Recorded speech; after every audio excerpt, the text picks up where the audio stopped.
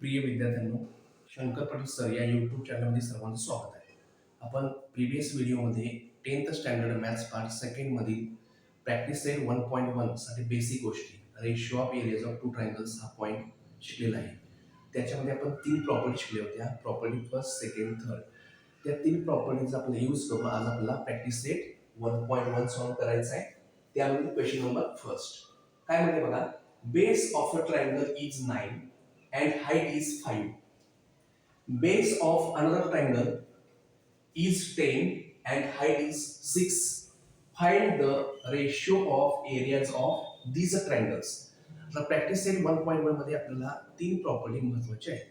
तर त्यापैकी कुठल्या प्रॉपर्टीचा कोणत्या एक्झाम्पलला यूज करायचा त्याकरता एक्झाम्पल व्यवस्थित वाचूया. काय म्हणले बघा इथं, base of a triangle is 9 and height is 5. म्हणजे अ ट्रायंगल एक त्रिकोण आहे, काय एक त्रिकोण आहे, त्याचा बेस बघा, बेस इज 9 म्हणजे बघा हा तुमचा बेस किती आहे, 9 आहे. And height is 5. एका त्रिकोणाचा बेस 9 आणि हाईट 5. ठीक आहे. पुढे काय सांगितलं बघा, बेस ऑफ अनदर ट्रायंगल म्हणजे हा दुसरा त्रिकोण आहे आणि त्याचा बेस तुम्हाला सांगितलं बघा, बेस किती आहे, base is 10 and height is 6. तर आपल्याला इथं दोन ट्रायंगल आहेत आणि त्यांचा बेस हाईट पण दिले. याचा अर्थ प्रॉपर्टी फर्स्टचा यूज करायचा आहे. सर्वांना कळलं प्रॉपर्टी फर्स्ट का वापरायची आहे. प्रॉपर्टी फर्स्ट मध्ये दोन ट्रायंगल वेगवेगळे असतात, डिफरंट ट्रायंगल असतात. आता पण ह्या एक्झाम्पल आपल्याला डायग्राम दिलेलं नाही, ट्रायंगलचं नेम आपल्याला दिलंय का, दिलेलं नाही. तर हे एक्झाम्पल तुम्ही दोन प्रकारे सोडवू शकता. पहिला प्रकार, दोन ट्रायंगल आपण इथं काढायचे, ट्रायंगलला name ABC P Q R असं नेम घ्यायचं, हाईट ड्रॉ करायची, हाईट बेस सांगायचं, असं आपण कन्सिडर करून सॉल्व्ह करू शकतो. आणि दुसरा प्रकार तुम्ही इथं आपण घेणार आहे. काय करायचं, ट्रायंगल न काढता आपण A1 A2 B1 B2 H1 H2 असं घ्यायचं, सोडवायचं आहे. ठीक आहे. बघा त्याकरता पहिले सपोज लिहायचं. आन्सर मध्ये काय लिहायचं, सपोज अ ट्रायंगल आहे, म्हणजे हा फर्स्ट ट्रायंगल आहे. आपण लिहूया, काय लिहायचं इथे लिहूया, फॉर फर्स्ट ट्रायंगल, पहिल्या त्रिकोणासाठी, फॉर फर्स्ट ट्रायंगल. आता इथे लास्टला बघा, ratio of areas of this triangles, areas असं म्हटलंय. तर एरियासाठी फर्स्ट ट्रायंगलचा एरिया आहे, एरिया म्हणजे सुरुवातीला A घ्यायचं आणि फर्स्ट ट्रायंगल आहे म्हणून A1. तर एरिया काय आपल्याला माहित नाही. बर, आता बेस म्हणजे B1, फर्स्ट ट्रायंगलचा बेस B1 तो दिलाय बघा, बेस किती आहे, 9 आहे. आणि काय म्हटलंय, हाईट म्हणजे हाईट घ्यायची फर्स्ट ट्रायंगलची, तर H1 घेऊया आणि ते किती दिले तुम्हाला, 5. याच प्रकारे यायचं फॉर सेकंड ट्रायंगल म्हणायचं. काय म्हणायचं, for second triangle. Second triangle साठी काय करूया बघा, एरिया घ्यायचा आहे. सर्वांना समजा एरिया काय घ्यायचा, याचा A1 आहे तर याचा काय घ्यायचा, A2.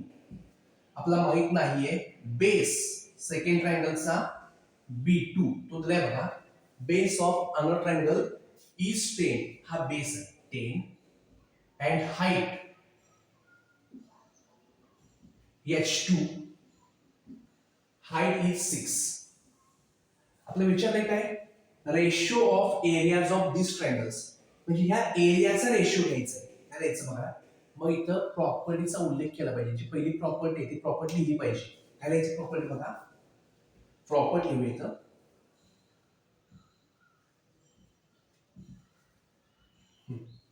The ratio of areas of two triangles, ratio of areas of two triangles is equal to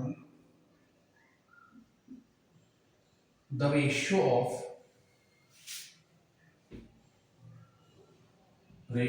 of the products of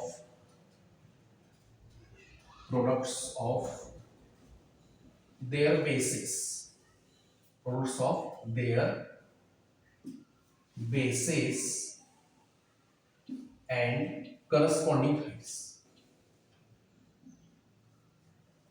corresponding heights.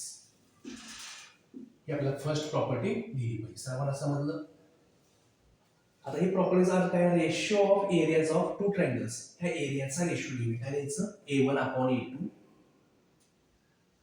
Ratio of areas of two triangles is equal to काय असतं? Ratio of product of their bases and corresponding heights. याच्यामध्ये value put करायची. फक्त काय करायचं बघायचं? A1/A2 माहित नाहीये, B1 9 आहे इथं, into H1 5, B2 10 into H2 6. इथं आपण लिहू शकतो put the given values. Put the given values. समजलं? आता सिम्प्लिफाय करायचंय बघा. वरती माहिती 5 आहे तर 10 आहे, तर 5 न भागूया. 5 1 जा 5, 5 2 जा 10, 5 1 5, 5 2 10. आता इथं 9 आहे, इथं 6 आहे, तर 3 ने भाग जाऊ शकतो. एका संख्येने भागवायचा खाली वर.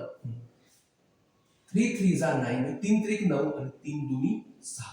आता वरती आणि खालती काही भाग जात नाही. याचा आन्सर काय येणार बघा? लिहिया A1/A2 is equal to 3 into 1 3, 2 into 2 4.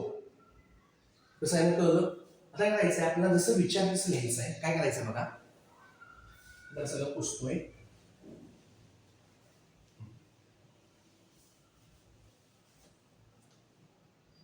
काय विचारले जरा व्यवस्थित लक्ष. The ratio of areas of this triangles. म्हणजे एरियाचा जो रेशिओ तुला ह्या सांगितलंय, मग थोडं आडवं द्यायचं. कसं यायचं? A1/A2 आहे ना, ते काय लिहूया इथं खाली जागा लिहिली. Therefore A1:A2 is equal to 3:4. आणि लास्टला जसा प्रश्न विचारायचं उत्तर द्यायचं. देअरफॉर द चं टी हे आपण कॅपिटल करूया. The ratio of areas of this triangles is म्हणा किंवा इक्वल टू, इज लिहूया, इज 3:4. ह्याला आपण ब्रॅकेट ला चालवतो. Okay. Then question number second. हा क्वेश्चन नंबर सेकंड खूप महत्त्वाचा आहे. Very important, very important. पेपरला येऊ शकतो. काय म्हणे बघा? इन फिगर 1.13, ही फिगर 1.13 आहे. BC perpendicular to AB. म्हणजे काय सांगितलं बघा? हे CB परपेंडिक्युलर टू AB. हे वरून ह्याचे खरे नंबर आपल्याला आहे. पुढं AD परपेंडिक्युलर टू AB. हे AB वर इथून असा नंबर काढलाय, परपेंडिक्युलर काढलाय. हा पुढं BC 4, म्हणजे हे BC तुमचं 4 आहे आणि AD इक्वल टू 8. हे 8 आहे. तर विचारले काय बघा? Then find area of triangle ABC upon area of triangle ADB. ह्या ट्रायंगलचा एरिया अपॉन ह्या ट्रायंगलचा एरिया. तर प्रॉपर्टी नंबर सेकंड किंवा थर्ड वापरायचं आहे. कारण फर्स्ट प्रॉपर्टी काय आहे? दोन ट्रायंगल वेगळे, बेस हाईट दिलं पाहिजे. Base height. आता काय करायचं बघा? ह्याच्यामध्ये ज्या दोन ट्रायंगलच्या एरियाचा रेशिओ विचारलेला आहे, त्या ट्रायंगलचा पहिला बेस हाईट लिहूया. ठीक आहे. तर आन्सर मध्ये लिहूया, हा ट्रायंगल जो पहिला आहे, एरिया घ्यायचं नाही, घ्यायचं इन ट्रायंगल ABC. आता ABC ट्रायंगल पहिला चेक करूया व्यवस्थित. लक्ष द्या. हा वरचा ट्रायंगल ABC, इथं राईट अँगल दिसतोय बघा. याचा अर्थ ही हाईट घेऊया आणि हा खालचा AB बेस घेऊया. कळलं? हाईट कोणती? CB किंवा BC लिहूया. हाईट इक्वल टू BC, ही 4 दे तुम्हाला, अँड बेस इक्वल टू हा खालचा बेस आहे AB. ठीक आहे. आता दुसऱ्या ट्रायंगलचं बघा. ट्रायंगल हा ADB आहे. इन ट्रायंगल ADB एरिया इथे लिहायचं नाही. आता आपण काय करूया, ए डी आणि बी हा ट्रायंगल घेतला, इथं 90 डिग्री अँगल आहे, याचा अर्थ ही हाईट घेऊया आणि हा ए बी बेस घेऊया. हाईट कोणती, एडी आणि बेस एबी. हाईट घेऊया इथं, हाईट इक्वल टू एडी, ते आपल्याला दिलेलं आहे बघा 8, आणि बेस एबी घेऊया, बेस इक्वल टू एबी. आता आपण ह्या दोन ट्रायंगल मध्ये आपण व्यवस्थित पाहिलं तर बेस एबी इथं पण बेस एबी म्हणजे बेस इक्वल आहे बघा. काय सांगितलं, बेस इक्वल आहे. सर्वांना समजलं बघा, इथं बेस आणि हा जो बेस आहे तो इक्वल आहे. मग आपण काय लिहूया, here base AB is common.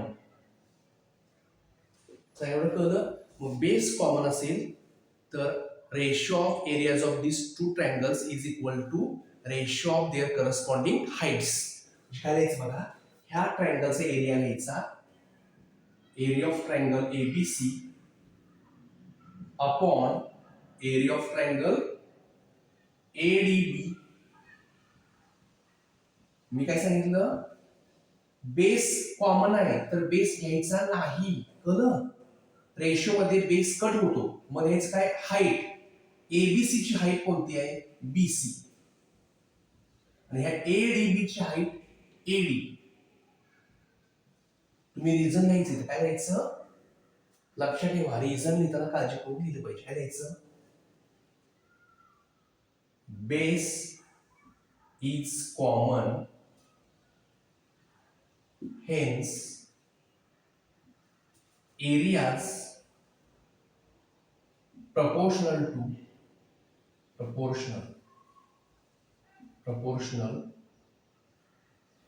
to heights. सर्व कळलं, इथं स्पेलिंग व्यवस्थित लिहूया, proportional.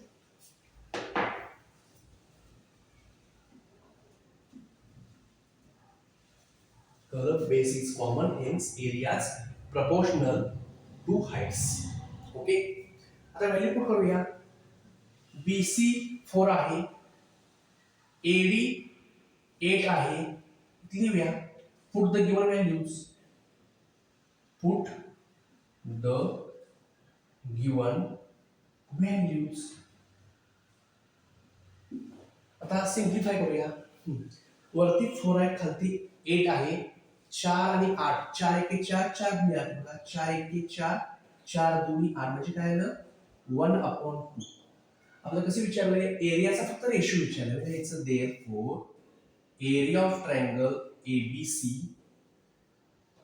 Upon area of triangle ADB equal to 1/2.